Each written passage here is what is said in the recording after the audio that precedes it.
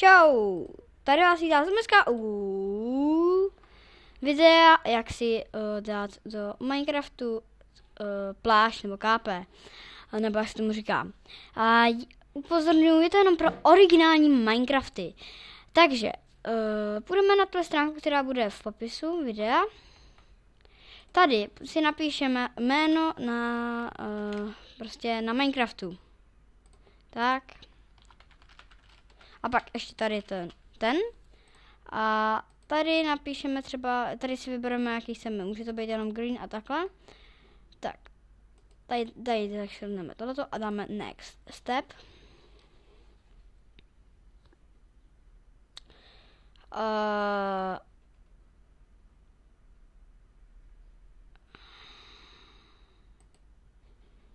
Tak. Free activation to bude prostě, že se nám to aktivuje do 1 až 2 dny a tady to se nám aktivuje do 2 měsíců nebo prostě do jaký. A no nevím, co tam psalo, nechci sem to moc to. Tak a dáme skip 8, nevím, se mi tady skipuje, omlouvám se. Tak, to prčic, dobrý.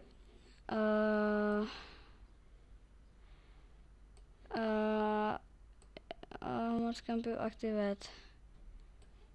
You premium activate, tak.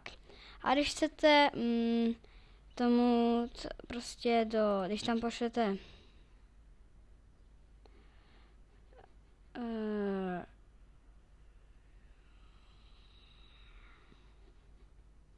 tak, když tam prostě to pošle, když vytvoříte YouTube video o této stránce, musíte poslat video stránku a vaše